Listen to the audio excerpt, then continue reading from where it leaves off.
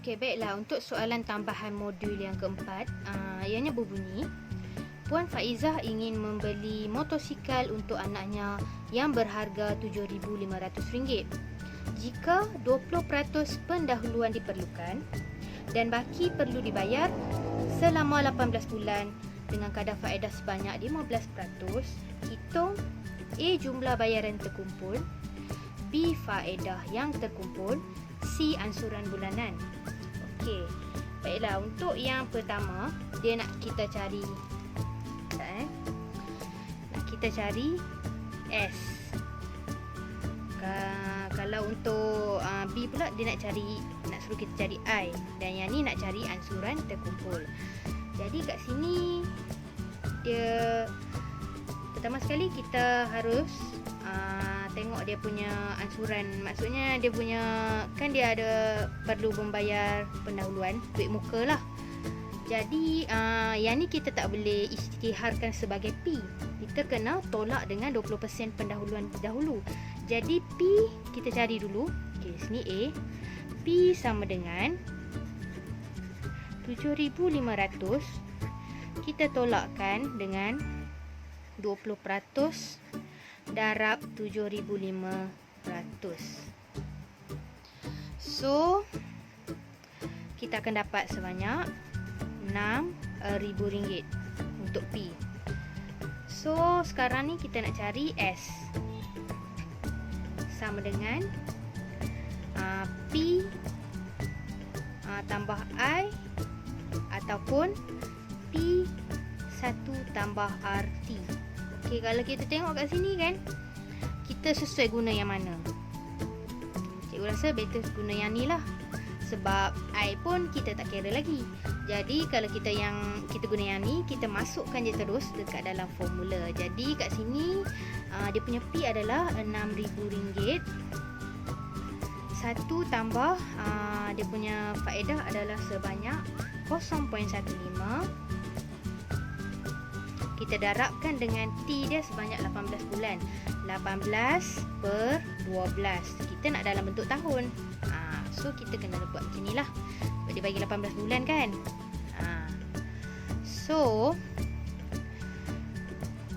kita kira kita akan dapat 6,000. Kita kena darab dengan 1.225. Dan kita akan dapat nilainya sebanyak 7,350. Ni adalah jumlah bayaran terkumpul. Dan untuk B pula, dia suruh kita cari faedah terkumpul, iaitu I. Jadi B, I sama dengan PRT.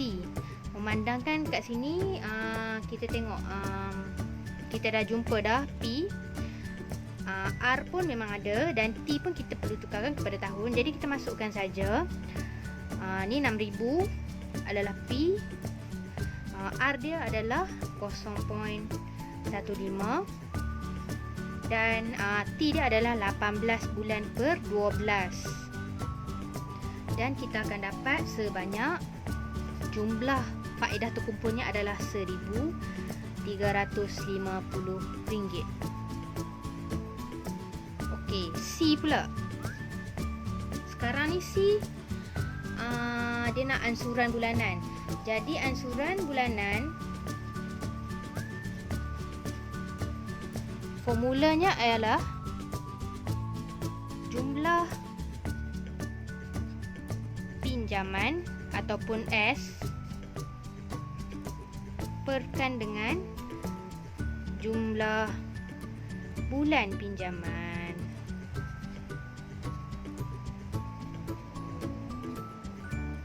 So sama dengan S dia adalah sebanyak 7,350.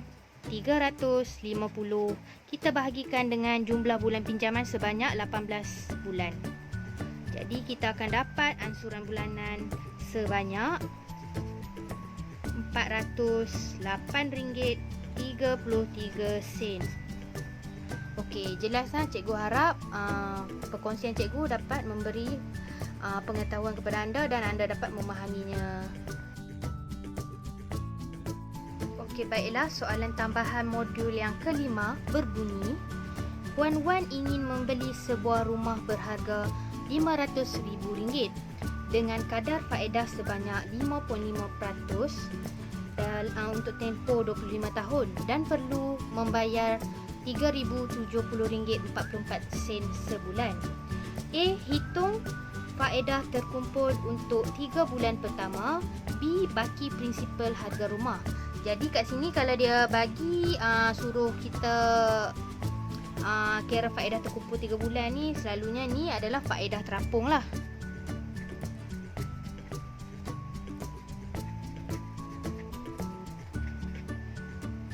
Okey, baiklah, untuk kadar faedah terapung ni pertama sekali kita kena carilah untuk bulan pertama, bulan kedua dan bulan ketiga. Jadi formula cikgu dah ada bagi dekat dalam GC. Jadi harap kamu semua boleh tengok dekat formula tersebut. Kalau untuk kadar faedah, okey, baiklah, kita mula-mula kita kira dulu bulan pertama.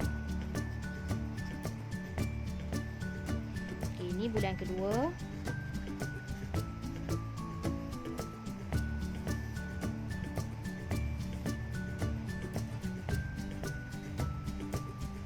Cikgu harap muatlah.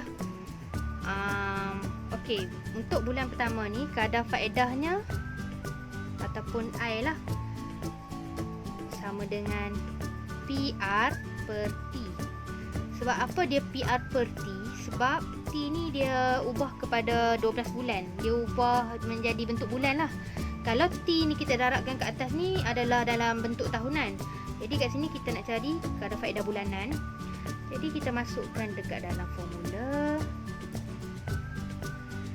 500,000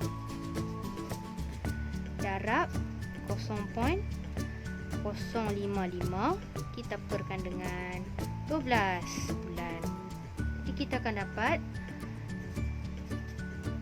2,291.67 sen. So itu untuk interest. Lepas tu jumlah bayaran hutang ataupun pokok, cikgu tulis pokok je lah sebab ruang pun tak mencukupi. Jadi ni jumlah bayaran hutang ataupun pokok. Kita ambilkan nilai ni, ansuran bulanan yang perlu dibayar, RM3,070.44. Kita tolakkan dengan 2,291.67 sen dan kita akan dapat RM778.77. Okey, yang ni interest. Yang ni jumlah bayaran hutang ataupun pokok. So sekarang ni kita nak cari jumlah baki hutang.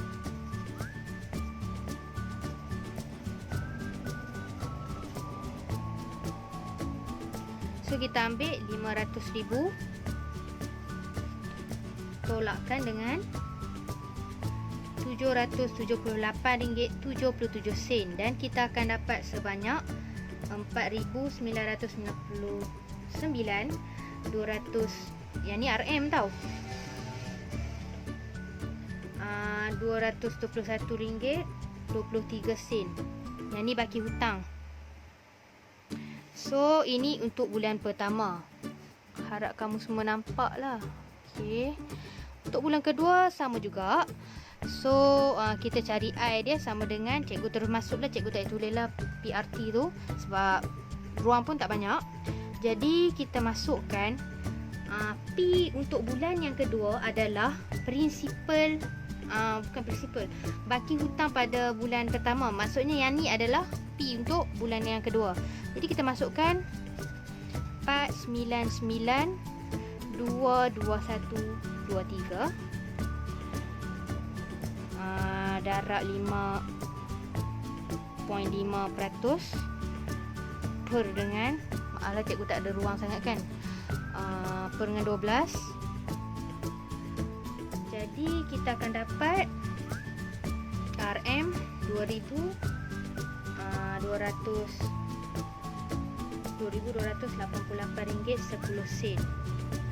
Lepas tu untuk pokok pula, kita ambil ansuran bulanan 3,070.44 kita tolakkan dengan RM2,288.10 dan kita akan dapat jumlahnya sebanyak RM782.34 RM.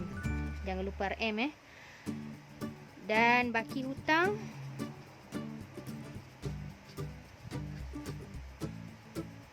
kita ambil P yang bulan 1. Maksudnya baki hutang bulan 1 tu 499.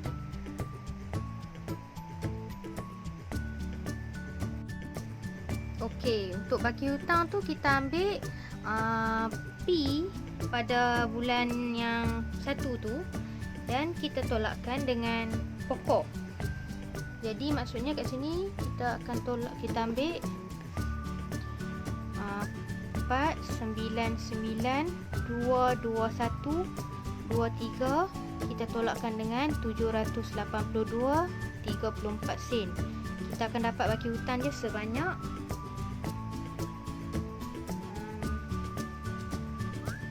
4,098. Ni RM juga. 438.89. Cikgu harap kamu nampak apa yang cikgu tulis. Untuk bulan ketiga kamu cuba kira sendiri. Dan cikgu hanya bagi jawapan je. Untuk I bulan ketiga kamu akan dapat I sebanyak 2,284.51. Lepas tu pokok kamu akan dapat jumlah bayar hutang pokok adalah 785.93. Baki hutang kamu akan dapat 497.652.96. So yang tu kamu cuba kira lah untuk bulan yang ketiga. Jadi kat sini kita tak jawab lagi soalan dia. Dia nak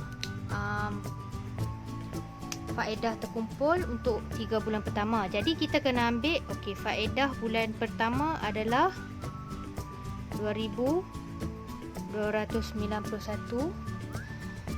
Untuk bulan kedua adalah 2,288 dan untuk bulan yang ketiga adalah RM2,284.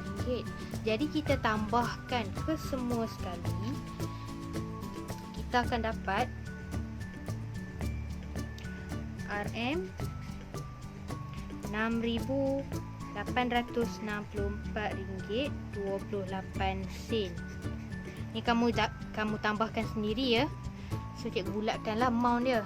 Jadi baki prinsipal harga rumah untuk 3 bulan tu adalah kita ambil baki hutang yang akhir ni lah, bulan 3 ni. Yang ni adalah untuk soalan B punya jawapan. RM 497,652.96.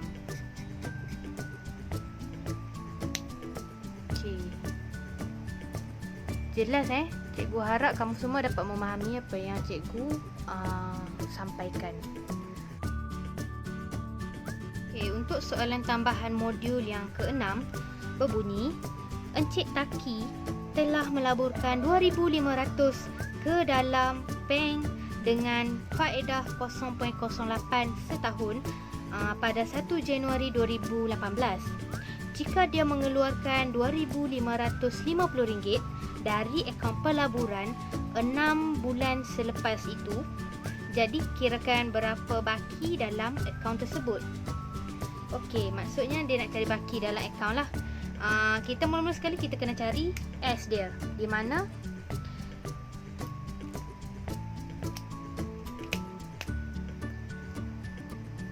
Kita cari S sama dengan P tambah I. Dan S juga boleh didapati dalam formula P kurungan 1 tambah RT.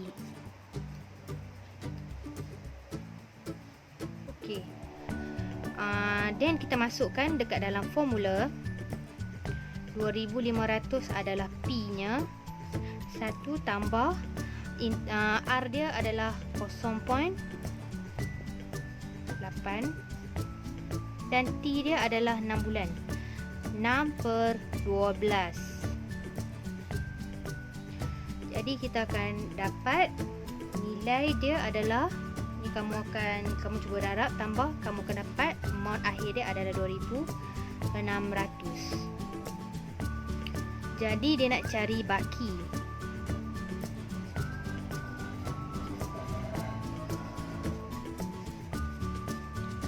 Okey, baki dalam akaun memandangkan dia bawa keluar 2,550. Jadi kita tengok ni nilai yang terkumpul lah selepas dia buat pelaburan tu 2,600. Kita kena tolakkan berapa banyak yang dia bawa keluar, 2,550. Jadi bakinya adalah tinggal RM50 je dalam tu. Soalan ni simple je. Dan cikgu harap kamu dapat memahami dan menyelesaikan soalan ini dengan baik sekali lah.